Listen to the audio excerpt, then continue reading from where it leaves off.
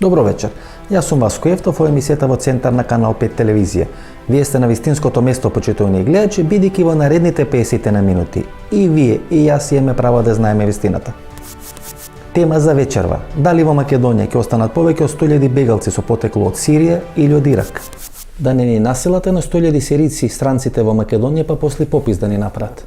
Сега за сега, како што гледат, тие првични работи, може се види дека овие луѓе се повеќе заинтересирани, да кажеме, нивниот пат води кон Западна Европа, кон побогатите западноевропски земји. Меѓутоа Германија и луѓе кои се високо во таа германска политичка хиерархија, биле на високи позиции, например министар за надворешни работи, вели дека е неопходно еден град, нов град со 100.000 бегалци да се изгради или во Србија или на територијата на Западниот Балкан. Тоа сакав да се се надоврзам, таа беше така интересна информација која што кажа дека се размислува во Европската унија еден дел од тие бегалци, да кажеме, да се вратат во Западниот Балкан, кај што нели ние се наоѓаме во тој регион, но како што кажа така со една формулација тогаш во земји каде што има кај што се безбедни, од тој безбедност аспект, кај што се стабилни, безбедни земји. Најбезбедни ќе бидат овде. Кои ги населиме во Источна Македонија по безбедни здравје. И така сега да кажеме во сето, кажеме зло, можеби среќа е што еве јавно призна дека ние сме тука безбедни земји. Некаде на територија на Јужна Србија, значи блиску до македонската граница, се изгради нов град за 100.000 бегалци. Ако е Јужна Србија, еве и ајде да речеме Северна Македонија. Неспорно имаше такви шпекулации во еден период, меѓутоа имајќи ги во предвид состојбите и особено позицијата на Европската комисија, која многу брзо во еден период пред месеци и половина, кога се отворија овие, би рекол, шпекулации, категорично застана дека такво нешто не е во план, не се размислува и Европската унија е категорично против такво решение за инсталирање на таква населба град на подрачјето на Западен Балкан. Од повеќе причини тоа би било негативно решение во однос на сегашните состојби и гледано во некој иден период. Значи во Македонија нов град за бегалци тешко може да се очекува. Да. За почеток доволно, се враќаме веднаш после рекламите. Биокрилактив од алкалоид е масло од антарктички крил, богато со омега-3 масни киселини во форма на фосфолипиди. Споредено со триглицеридните, омега-3 масни киселини од рибиното масло, фосфолипидите од биокрилактив се многу поефикасно искористени во организмот.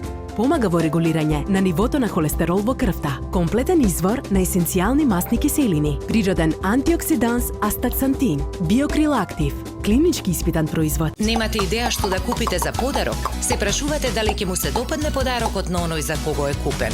За родендени, годишнини, свадби, дипломски. Сега има сигурно решение. Картичките за подарок на Евростандард банка се вистинскиот подарок за секоја прилика. Евростандард банка. Do you feel like this? Do you really feel like this? I feel love right now. Can you feel like this? Can you really feel like this? 'Cause I can. Zinaico German Lemonade.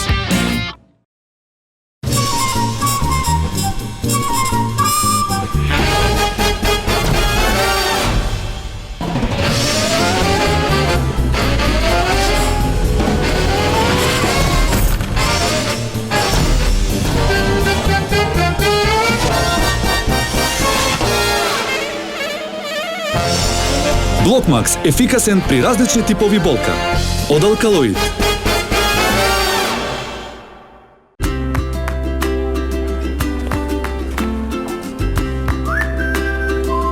Повелете, комшија.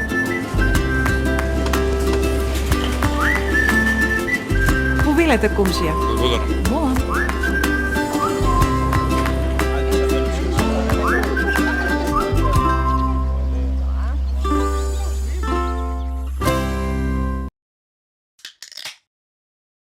Од Хаде да почнеме за почеток. Како викат американците, секоја се почнува од самиот почеток. Ајде да ги послушаме. Некаде пред 7 години Ција излезе со новите карти на Блискиот Исток. Како што нема свадба без музика, така нема нови карти без конфликти и без војни. 2 години после тие карти почна арапската пролет. Се друга историја. И во некои ваши пишувања кажувате дека повеќе од 150 мали терористички организации и се групи, направени и групи под завесата на ИСИЛ. Апсолутно. ИСИЛ е под контрола на Ал-Каеда. Се друго е копилење на терористички организации и групи кои само добиваат поинакви имиња, а командата е една.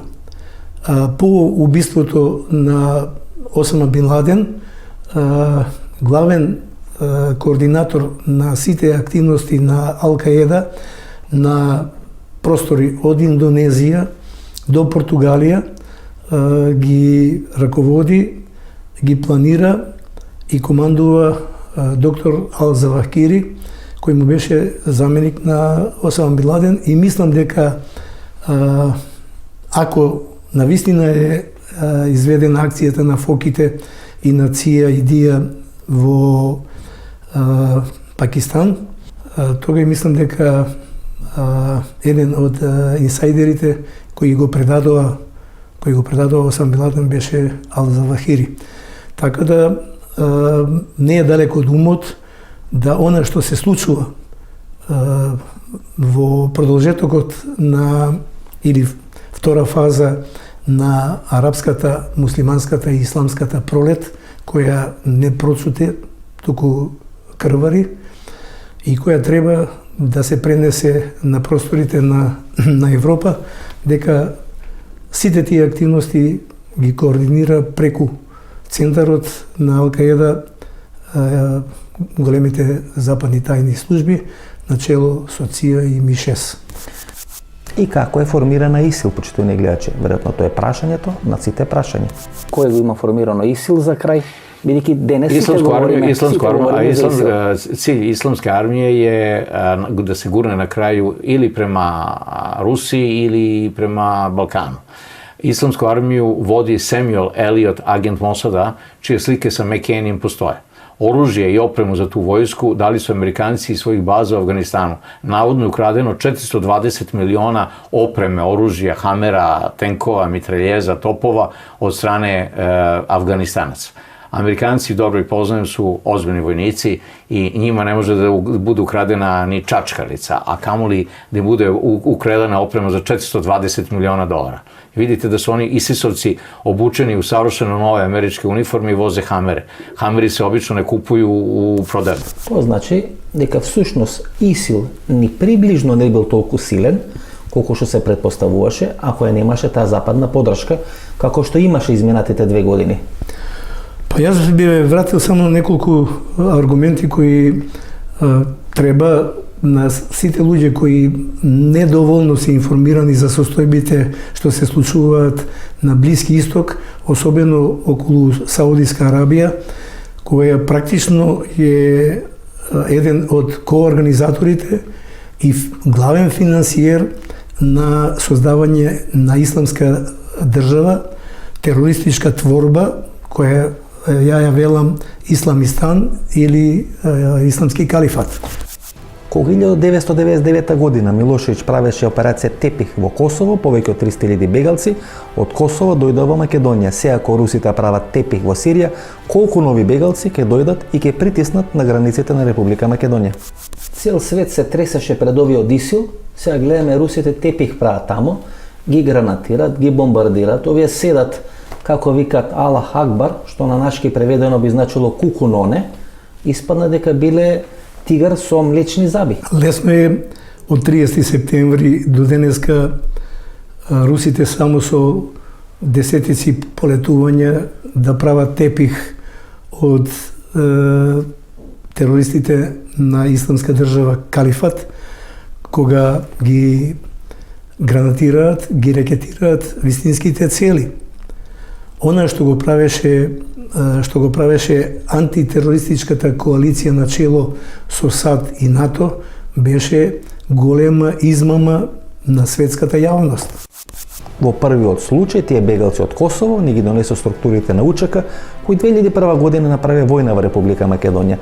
Кого сега ќе ни донесат руските бомби, дали терористите на ИСИЛ кои бегат пред руските напади. Последните бегалци, значи пред овие што ни беа 99 година, за целото тоа гостопримство со 300.000, па и повеќе што ги примевме таа 99 година, 2001 ни се врати и војна ни направи.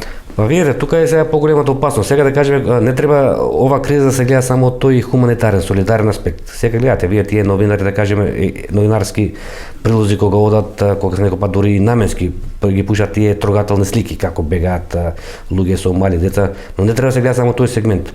Треба да се гледа и работа на кој што вие, да кажеме, укажувате дека тие работи долгорочно ќе предизвикат сериозни проблеми за државите доколку примат поголем број на... Два пати се проба да се направи дестабилизација на Македонија. Значи не треба да го гледаме само тој солидарен аспект, бидејќи као овие луѓе не треба да забораваме дека ќе оживуваат тие соништа на исламски држави, на исламизирање на овие простори, така да треба да се гледа долгорочно. Ги читате ли овие тези, ајде да речеме страмежливо во еден момент, меѓутоа знаете од сите тие страмежливи тези и стратегии кои се кабинетски, подоцна испоѓаат и многу реални проекти на теренот, а тоа е да биде изграден посебен град.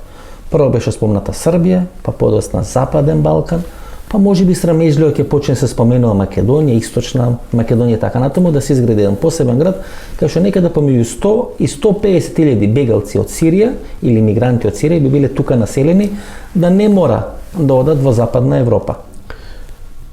Мислам дека на тој план работи и Доган, председателот на Демократска партија на турците Правда, кој успел... Ахмед Доган?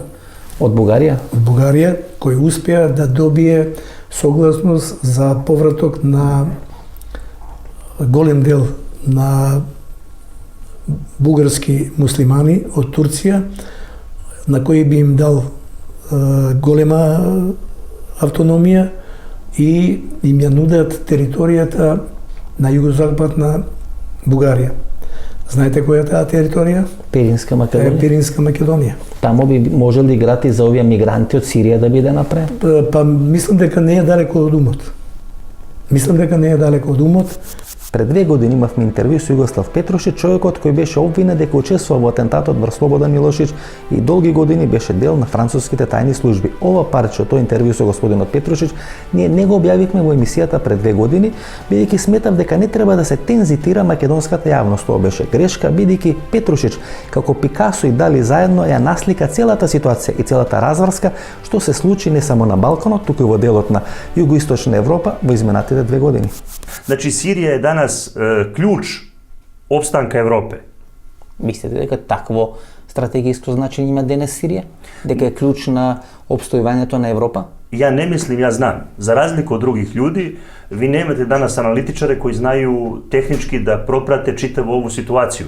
Знаете, би сакал тука ова ваша теза да анализирам. Велите дека всушност прво почнува целиот домино ефект во Ирак и рушењето на Садам Хусин.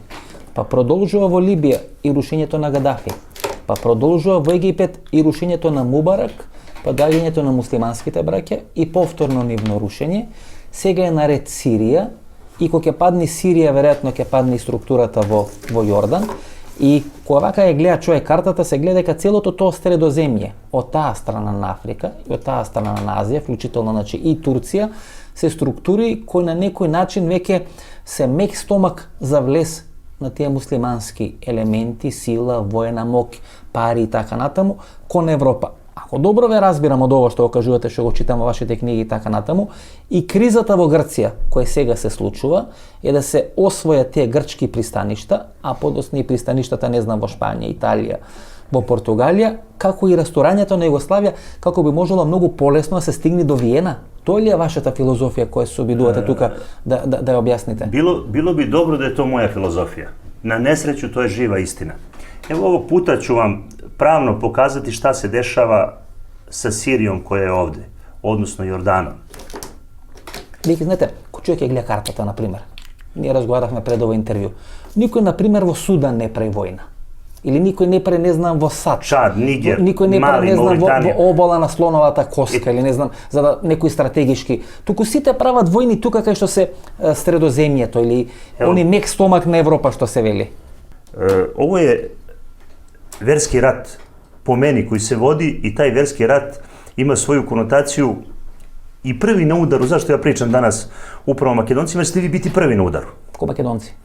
Pa zato što je Grčka, kako da vam kažem, Grčka može da izdrži te udare iz jednog prostog razloga jer ima čime da se menja. Znači, kad kažem ima čime da se menja, ima čime da usluži neprijatelja. Znači, ima čime, a vi nemate ništa. Znači, imate samo zemlju, malo opljačkani ste do kraja, uništeni, razoreni, opkoljeni s jedne strane Albanijom, s druge Grčkom, s treće Bugarskom. Imate jedino malo prijatelja kod Srba i ništa više. Znači, vi nemate prijatelji, vi ste opkoljeni neprijateljima. Znači, Grci imaju izlaz na more, vi nemate nigde. Ista je situacija sa nama u Srbiji.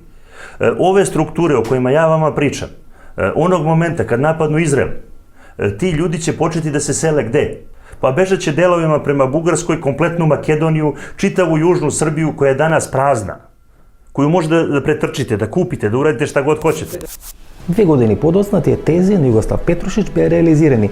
Има ли поголема потврда за тоа од изјавата или концептот, односно стратегијата на поранешниот министар за надворешни работи на Германија Јошка Фишер, значи човек кој апсолутно не е случаен избор или случајна појава на германската политичка сцена, кој се залага некаде пред 3 месеци да биде изграден нов посебен град на територијата на Југоисточна Европа, значи Јужна Србија, Бугарија или Македонија, кај што би биле сместени помеѓу 100 и 150 илјади бегалци со потекло од Ирак и со потекло од Сирија. Навистина подоцна таа идеја беше ставена на страна и беше демантирана. Меѓутоа немојте да имате сомневање, почитувани гледачи. Никогаш таа идеја нема да биде архивирана и адаптирана. И во оној момент кога ќе се создадат услови и кога одредена влада во овој простор ќе биде доволно слаба да ја прифати таа идеја ќе биде реализирана. Колку бегалци може да останат според ваши проценки на територија на Република Македонија? Говорам за овие бегалци или мигранти, како што ги нарекуваме, од Сирија и од Ирак претежно. Тоа е интересно прашање за кое што не сум сигурен дека се правени подлабоки анализи. И во овој момент значајно е дека главниот тек или главниот мотив на бегалците, односно на мигрантите, се земите од ЕУ. Сведоци сме дека во минатото и Македонија и како дел од Југославија било отворени за државјани од Блискиот Исток, кои што постов на студии, подоцна и работа, односно брак, остануваат во Република Македонија. Не само Блискиот Исток, например Гадафи студираше во Мостар, нели? Секако. Тама најде својата сопруга. Значи, постои една традиција во тој дел и она што може да се забележи е дека таа популација е лојална кога ќе се интегрира во Република Македонија. Во овој момент, во однос на прашањето на актуелните состојби, веројатно е тоа тема која што треба да се анализира подлабоко и во која што можеби Македонија треба да покаже и проактивен интерес, бидејќи во оваа популација која што минува, ако има мотив, можеби некои семејства, некои поединци би биле и корисни во една идна интеграција на Република Македонија.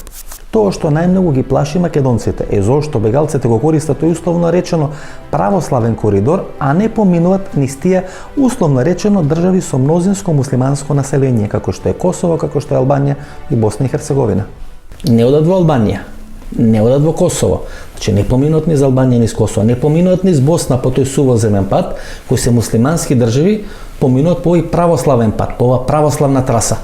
Па таа е на таа позната зелена трансверзала, што Зетра, што ја имал поводно да кажеме за таа тенденција за исламизирање на овие простори. Значи за исламизирање на православните простори. Да. Значи треба од тој аспект да се гледа дека подолгорочно и постратешки да се гледа овој проблем, бидејќи може да нанесе многу сериозни проблеми, а не да го гледаме само од тие трогателни слики што ни ги кажуваат секоја вечер медиумите, бидејќи овие сега луѓе ако се населат на овие простори ќе дојдат и вторите и третите генерации. Еве вие убаво кажавте, ние имавме пред со кризата кога беше во Србија едно гостопримство на преку 300.000 луѓе и голем дел од тие луѓе останаа тука, да кажеме. И направиле војна 2001. Па направиле војна, или ако се вратиме, да кажеме уште поназад кога беа дадени тие масовни државјанства, фактички во Македонија се смени демографската структура. Целата таа маса бегалци поминува Грција, евентуално Бугарија, Македонија, Србија и оди во Западна Европа. Не поминува низ Албанија, не поминува низ Косово, не поминува низ Босна и Херцеговина. Чудна работа, како ова маса на бегалци со муслимански вероисповест и муслиманска вера не сака да поминуваат низ муслимански држави, туку го користат тој православен пат или таа православна траса за да стигнат до Западна Европа. Одлична перцепција е. Ципрас ја контролира состојбата во интерес на Албанија и не пушта да се отвори таа нова рута која би одела преку Албанија, преку Црна Гора, на широки бриег, да излезат на Дубровник и да ја користат Јадранската магистрала и на два правца да идат преку Јадранска магистрала и во Босна, другиот крак да одат кон Европа. Знаете зошто? Затоа што Ципрас е човек на Соединените американски држави, исто како што и Китаровичка. Како тоа дозволи Сириза да дојде на власт во Грција? Па криза Сириза се налади Сорош. Значи Сорос и позади Сириза? Па наравно. Дали сте приметили да у програму Сиризе одузимање имовине Грчкој православнoj цркви и опорезивање Грчке православнoj цркви? Борба против православие. Значи Џорџ Сорос учествуваше поприлично финансирање на кампањите на Ципрас и доаѓањето на Ципрас на власт во Грција, токму преку Грција да биде дестабилизирана Европската унија и еврото. Грците со недели, со месеци ги прифаќа огромни бројки на мигранти доаѓа од Турција, преку Турција во Грција и беа стационирани по островите. И мислам дека таа ги дозира кога ќе треба, како треба, кај треба и по која рута ќе во соработка со американците. Па главен газда се знае кој е. Постојат 4 муслимански држави кои се активно вклучени во сите овие тешки процеси кои гравитираат околу таа бегларска криза. Тоа е Турција, тоа е Саудиска Арабија, тоа е Катар и тоа се Арапските Емирати. Две стојат за ИСИЛ, две стојат за фронт Ел Нусра, односно за Ал Каеда. Меѓутоа сите тие 4 држави со своите пари длабоко, ама баш длабоко влегува во срцето на Европа. Je postao jedan čvrsti centar u Beču, vehabijski, selefijski, koji je finansiran najverovatnije od strane određenih centara moći sa Arapskog poluostrva i ti ljudi su se svakako postarali da se ta mreža paukova polako plete, da zapravo se u srcu Evrope da joj bude sedište i da polako pruža pipke prema Balkanu, tamo gde ima muslimana, ali ne nužno uvek samo muslimana. Лебомовски, велат, значи сите експерти, дека се 4 клучни држави во тој, ајде да речеме, муслимански свет. Тоа е Турција, тоа е Катар со Ал Джазира, тоа е Саудиска Арабија и Емиратите. Две од нив се за ИСИЛ, две од нив се за фронт Ел Нусра, кој е всушност Ал Каеда. Ал Каеда има оперативна мог да може да прави терористички акции широм светот, а ИСИЛ е, ајде да речеме, борбена формација. Турците се за ИСИЛ најмногу бидејќи не може да им простат на сириците дека им ја направија она терористичка организација на курдите кој им правеше проблеми во Турција и во Анкара, кој беше слаба Турција. Турција ни денеска не е тигар, затоа што има милион внатрешни проблеми и затоа што се обиде актуелната власт да се ослони на муслимански браќа и на муслиманскиот фундаментализам, кој ќе ги загрози сите секуларни вредности на Турција, вредности кои и беа визит карта за влегување во цивилизиран свет и во обединета Европа.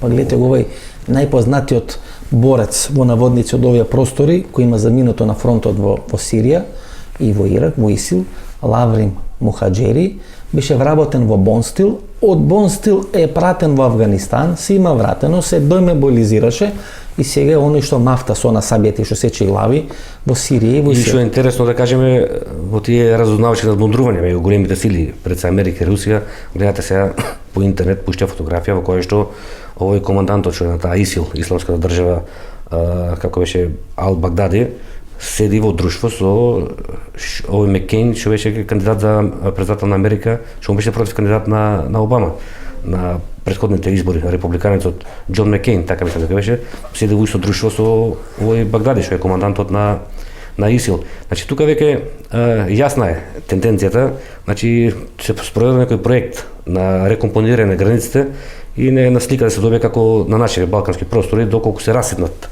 тие држави, многу ќе бидат полесни за контрола и за манипулација. Инаку стратегијата е иста. Видете, сега да кажеме, американците си имат Тоа веќе го прават по некој терк, по некој урник. Најнапред ја пуштаат пропагандата. Како ќе каже дека тој режим е диктаторски, дека таму владе диктатор, па после ќе почнат таа пропаганда да ја сврте работа на опозицијата, како опозицијата е мачена, уништувана од тој диктаторски режим, после ќе ги пуштат тенковите ќе струшат се што треба да се струши и после ќе дојдат американските корпорации па да го градат тоа што е струшено. Така да значи тука се работи и на крај ќе дојдат нафташите, ќе почнат да го експлоатираат нафтата и природниот газ. Па таа и сега видите во Сирија, да кажеме на почетокот, малку се кажува тоа во јавноста, си имаше една бунтовничка група опозицијска која што се бореше против овој. Која беше тренирана од учека на Косово, кој имаше дојдено пред 3 години или 4 години во Косово и ги тренира во оние планини меѓу Косово и Црна Гора, делот на проклетие и така натаму, бидејќи тоа одговарало на оној планински терен во Сирија. И тоа не се крие на Косово, тоа се призна, косовските медиуми тоа го објавува. И сега имаше таква бунтовничка група и најнаш таа не е доволна, се измислува ИСИЛ, ова исламската држава на Ирак и на Левант. И таа група, што е поинтересно, овие ги обучуваат, да кажеме, Америка не крие тоа, нивни структури ги обучуваат овие од бунтовничката група и најнаш кога ги го обучат сите тие некаде 70-80% вика дезертираат, бегаат вика во ИСИЛ. Мислам толку тоа провидно тие. И го крадат американското оружје. Го крадат американското оружје вика и одат вика во ИСИЛ. Значи тука сега многу веројатно дека тие овие се некои контролирани организации. За да биде слаба Европа, мора да биде скршен германскиот национализам. Тоа се прави од 3 точки, почитани гледачи. Првата точка е Виена, која е седиште на сите тие вахабистички структури во Европа. Втората точка е Салцбург, кај што е соборниот центар од кај што сите тие бегалци подосна се раселуваат на територијата на Германија. И третата точка е Минхен, односно главниот град на Баварија или местото кај што најмногу се населуваат тие бегалци. Во средината на тој триаголник се наоѓа родното место на Хитлер. И всушност, сакајќи да се направи слаба Европа, се крши тој германски национализам и всушност се кршат и се рушат сите тие пиемони на некогашниот нацизам на Адолф Хитлер. Она ваша книга Исламска република или Исламска држава. Исламска република Немачка. Да, таму имате две тези кои се за мене многу интересни. Ко прво велите дека тие неонацисти во Германија ги финансират руските тајни служби, а дека тие исламисти или ајде да речеме исламски структури кои се порадикални во Германија ги финансират британските тајни служби. Дека кога дојде одредено дестабилизирање, одредени конфликти во самата Германија, всушност ке гинат германци, едни германци кои се финансирани од руските тајни служби и втори германци кои се финансирани од британските тајни служби. Ајде да пододеме још и томе израелска обавештна служба Мосад. Значи, иза свих исламиста у Немачкој, не само ових салафиста, како их они зову, ми их зовеме вехабија, тоа е исто, и за тога Вехабија направи енглески шпион Хамфер у 18. веку. Постои организација CVU која направила ЦИА. То су турски националисти кои су врло добро организовани у Немачкој. Они могу да изазову граđански рат са немцima. Постоje неонацисти. И за неонациста се налази и Мосад, али се налази и руски интереси. Значи, у Немачкој у сваком тренутку може да доđe до граđанскog рата измеđu муслимана и националиста кои ќе се назвати нацистима. Ali Nemačka mora što pre da se reši muslimana, jer ako to ne uradi u dogledno vreme, nestaće. Соборниот центар до пред неколку месеци беше во Салцбург. Најголем дел или најголем интерес тие бегалци или мигранти од територијата на Сирија или Ирак има да се населат на територијата на Германија, посебно околу Минхен или територијата на Баварија. Минхен е некаде околу 120 км оддалечен од местото кај што е роден Адолф Хитлер, Салцбург е некаде 60 км. Кој некој свесно да сака да ја скрши кичмата на тој германски национализам и све што е ова бегалско. Ако знаеме колку турци има, ако знаеме колку луѓе со муслиманско или арапско потекло има во Германија, пола репрезентација во фудбал има со турско потекло, кога некој сака да ја скрши кичмата на тој германски национализам. Има ли концепт во целата таа работа? Јас повеќе препознавам дека германското општество со своите позитивни вредности е препознаено како посакувано општество од мигрантите и дека е тоа доминантната цел зошто ти одат таму. Меѓутоа секако во Финска не сака да одат, одбиват во Фински, имаше пред 10 дена, не сакат во Финска да одат, не сакат у Шведска да одат, у Германија сакат. Па добро, и јас кога би избирал дали ќе одам во некоја земја од Средна или Северна Европа, веројатно би размислувал многу идентично како што се размислувањата доминантниот број на и бегалци и мигранти во овој момент. Дестабилизација на Европа не е возможна без дестабилизација на Германија. Тоа е срцето на Европа. И ако тамо се донесат ова милионска маса на бегалци од Сирија, Ирак и од овие земји кај што има сега конфликти, и гледате се населуваат токму на местата кај што всушност се ристата на тој германски национализам, тоа е Баварија, кај што Хитлер некаде 20-30 години минатиот век го покренува тој нацизам и тој германски национализам кој завршува така како што завршува, но се уште постои, се уште е флотантен, се уште има едно жариште на тој германски национализам, токму тамо во тие места сака да ги населат овие бегалци. Има тука систем, тоа никој не може да го негира. Па мораме да се вратиме во историја. Голем дел на разузнавачи од военото разузнавање, особено од Абвер, се беа и од Гестапо, од тајните служби на Третиот рајх се засолнија во арапските држави, кои ги прифатија визави на непријателот број 1, тоа е израелската држава. Тие структури направија извонредни служби за безбедност и разузнавање, кои ги штитат ги штитат интересите на владачките структури на овие држави што вие ги наброевте. Значи, не е ништо случајно. Арапските држави. Не е ништо случајно.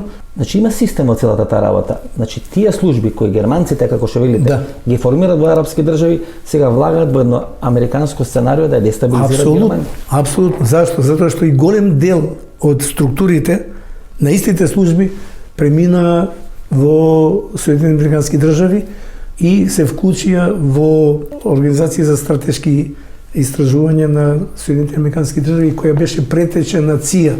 Знаете, имаше едно истражување минатата година во читав. И тоа имаше една тема да утврди од кои држави има најмногу бегалци мигранти во Соединетите американски држави и кој по потекло всушност потекнато од одредена држава. И сите смета дека тоа Италија, не знам дека тоа Ирска и така натаму. Испадна дека најмногу германци има кои се емигрирани во Америка и дека тие се всушност кичмата на денешната американска држава. Апсолутно. И сега овој проблем, кој е проблемот на дестабилизација на Европа и на Германија? Дестабилизација на Германија, која е практично локомотива на развојот и на политиката на Европска Унија. И ки ги доселуваат бегалците. И пресечување на секаква можност за правење на прв пат во историјата коалиција помеѓу Берлин и Москва. Минатата година бе остварени 2 милиарди евра како профит од таа недозволена трговија со бегалците, што одговара или некако пандан на цифрата на тие профити што се остваруваат од трговијата со марихуана. Да, на европейско ниво, ако не ме лъжи паметта, се изчислява на над 2 милиарда евро. 2 милиарди евра. Прихода за организираната престъпност, която организира тези канали от основно от Африка. На годишно ниво. Да, на годишно. Значи, парите што ги зимат од нелегалната трговија со марихуана одговарат на парите што ги добиват од овој нелегален бизнес. Да, горе-долу са подобни като обем приходи, които нелегалната престъпност, организираната престъпност получава от този вид дейност. To je jedan nivo priče. Drugi nivo priče je vrlo banalan i jednostavan, a to je novac. Veliki broj ljudi ide da u Siriju ili u Iran ide zbog novca, u Irak ide zbog novca. Dakle, šta je poenta? Ono što moja saznanja sa terena kažu, a imam, da kažem, kontakte sa ljudima koji su bili u redovima Vehabija i Selefija, kažu da vođe, da ljudi koji su neka vrsta lidera grupe i tako dalje, su odreda ljudi sa kriminalnim dosijeima. I to su ljudi koji su imali pokušaj ubistva i koji su imali trgovinu narkoticima, koji su, da kažemo, bili osuđivani za trgovinu narkoticima, trgovinu ljudima. I to je paradigma koju vi možete da sledite. Dakle, imam svjedočenje od jednog mladog čoveka koji mi kaže da ja znam dvojicu lidera, jedan čak i nije musliman, nego je konvertit Srbin, je poznat beogradskoj policiji, čovek iz podzemlja sa ogromnim krivičnim dosijeom. Taj čovek je navodno konvertirao, uzeo je neko muslimansko ime, 3 puta je otišao u džamiju. U stvari iza toga ne stoji ništa nego trgovina narkoticima, on i njegovi bliski saradnici, supruga, šta ja znam, zapravo idu tamo i kaže ja znam jer sam ja bio deo te priče, to su ljudi koji za sobom ostavljaju krvave tragove. To su ljudi koji godinama rade trgovinu narkoticima. Koliko pari im davate? To zaista ne mogu da vam kažem, nemam ta saznanja. Što следат бегалците? Патот на дрогата или патот на нафтата, односно тој коридор кај што требаше да минува тој руски тек, односно дали свесно се дестабилизираат сите тие држави кои прифатија да бидат дел или составен елемент на тој проект на носење на рускиот газ од територијата на Турција до територијата на Западна Европа. Има две тези. Едната теза е дека овој пат на бегалците всушност го следи патот на дрогата. Втората теза е дека всушност таа траса на бегалците всушност минува низ они држави кај што требаше да поминува турскиот тек или рускиот газ кој треба преку Турција да стигне до Средна Европа. Па така видете сега, еве во Македонија, ако најенклакантен пример е Македонија, ако земете тука да кажеме нашето раководство, сериозно ги смени своите ставови во однос на турскиот тек, што го спомнавте. Ако се сеќавате некаде април месец нашиот министер за надворешни работи беше во едно друштво во Букурешт со министерот на надворешни работи на Грција, во Будимпешта, со Грција, на Грција, на Русија и на Турција, и таму беше јасно кажано дека некој меморандум се подпиша за градење на плюс Србија на турскиот тек. Арнално сега со ова бомбите што излегува кризата во Македонија, да кажеме со овие актуелни настани, премиерот излезе да каже дека јужниот тек се гради само доколку дозволи Брисел. Значи, Брисел сите чекори ќе бидат сообразени со политиката на Европската унија. А тоа никогаш нема да се случи. Согласност никогаш нема да даде Брисел да се гради тој руски тек. Сосема случајно оваа траса на бегалците поминува низ државите кај што требаше да се гради турскиот или рускиот газ. Не е тоа случајно, не е тоа случајно, само никој не ги гледа причините зашто настана ова бегалска криза. Сега сите ние го гледаме само тој солидарен, тој хуманитарен момент. Таа балканска маршрута или рута, значи ако тргнеме настрана, ајде да речеме Северна Африка, Италија, Северна Африка, Шпанија, значи ова балканска маршрута или траса не поминува по овие ајде условно речено муслимански држави, кој што е Албанија, кој што е Косово, кој што е Босна и Херцеговина, туку поминува токму по овие православни држави или тој православен пат. Зошто? Значи, тој е интересен момент кој што од самиот настанок на овие глобални процеси заслужува внимание. И исто така интересно дека постоја покрај, ако така може да се каже, патот на свилата или балканскиот пат. Или патот на дрогата. Или патот на... Балканскиот пат, тој подразбира се, балканската рута. Или овој турски тек, нели сега што го... Да, и Вие Игнација и така натаму. Значи, тие постоева и беа за нијанса поразвиени во секој аспект. И легитимен и оној кој што служи за криминални цели и во еден претходен период, значи има традиција. Но интересно е што со настанокот на бегалската криза, на овие бранови на миграции, стана и доминантен, да не кажам, не е единствен, меѓутоа сите оние алтернативни правци загубија од интензитет за сметка на, ако го кажеме така, балканскиот пат по кој што се одвиваат овие текови. Зошто? Значи, во најголем дел, логички, тоа се должи на конфигурацијата.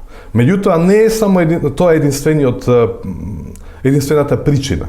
Веројатно и некои политики кои што се спроведуваат на територијата на соседни држави или други држави во регионот, придонесуваат постојните патишта, кои што имаа некоја флуктуација, да бидат редуцирани или сведени на минимум и сето тоа да се насочи или да се канализира по овој пат.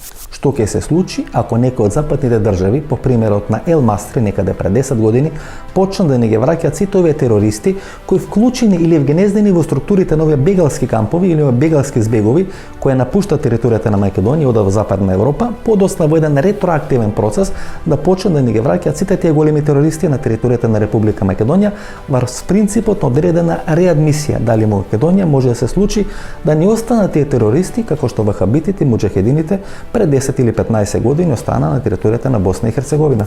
Теоретски, Грција не прави воопшто евиденција на бегалците кои поминат низ нејзина територија. Има мноштво на острови, преку тие острови од турска територија или од либанска територија влагат на територија на Грција.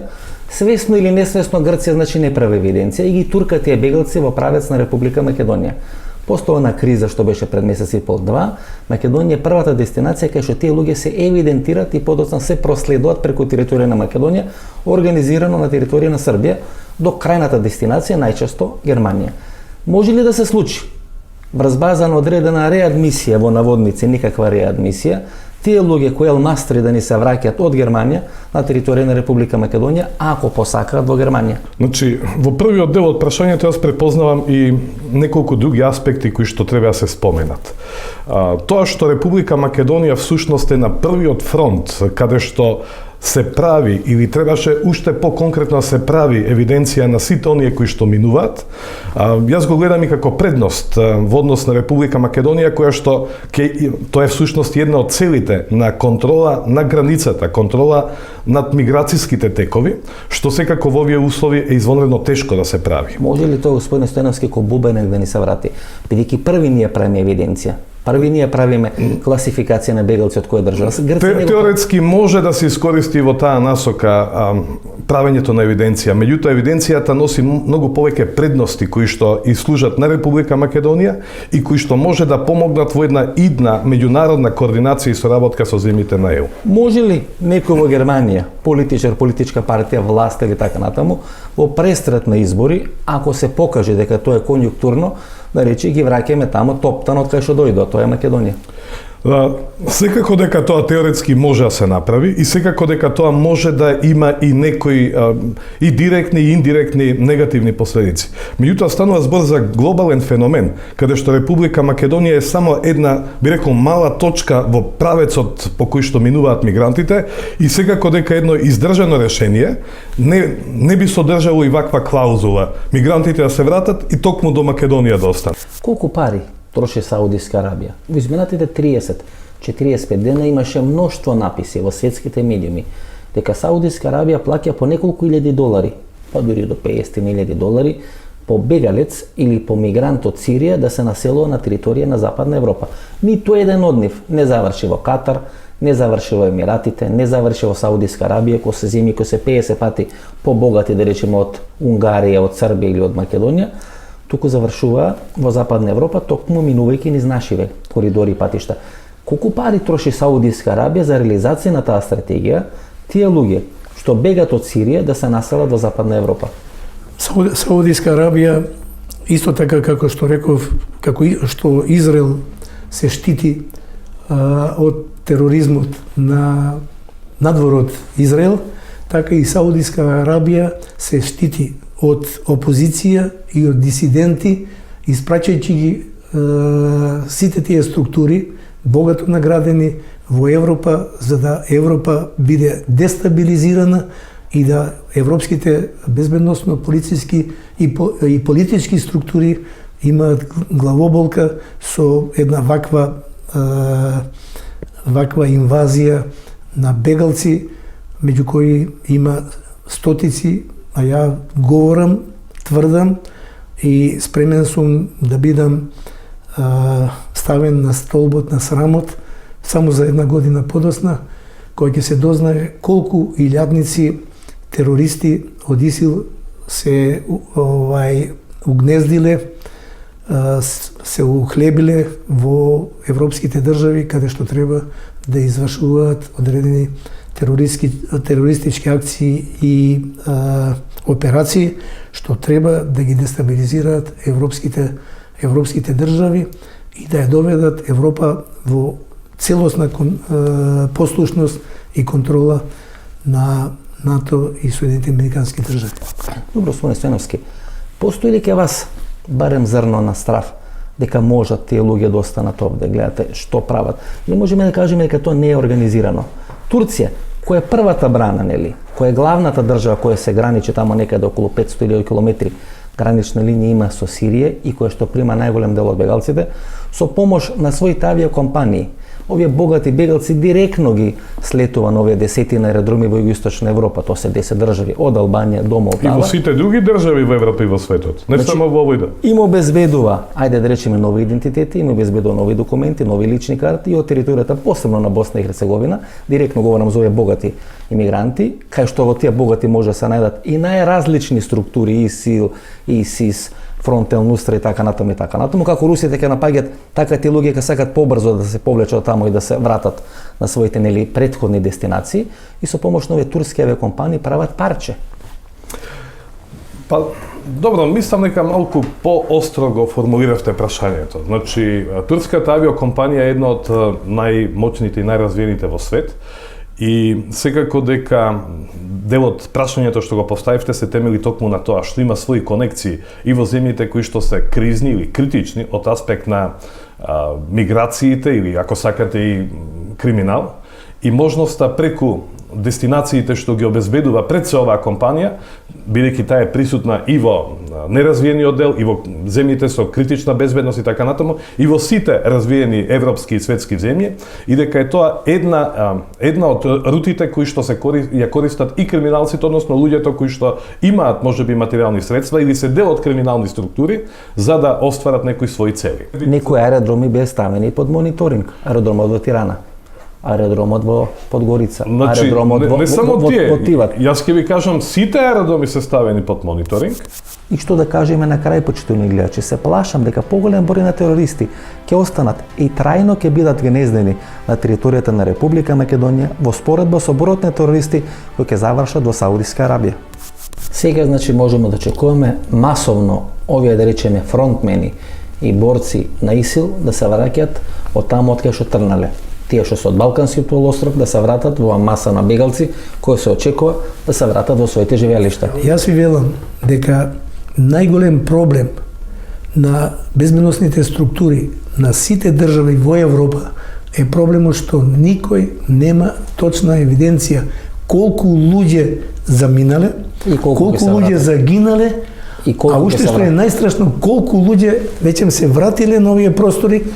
И внимавајте, ни еден припадник на ИСИЛ, на Исламска држава Калифат, не се врати, ни на други терористички организации, не можел да се врати од фронтот ако не прифатил задача да изврши терористички акт во домицилна држава во која се враќа. Вклучително и Македонија. Македонија. Тука некаде е крајот од нашата вечерашна емисија и не се гледаме идниот понеделник во истото време. Пријатно вечер, Македонија, каде и да си.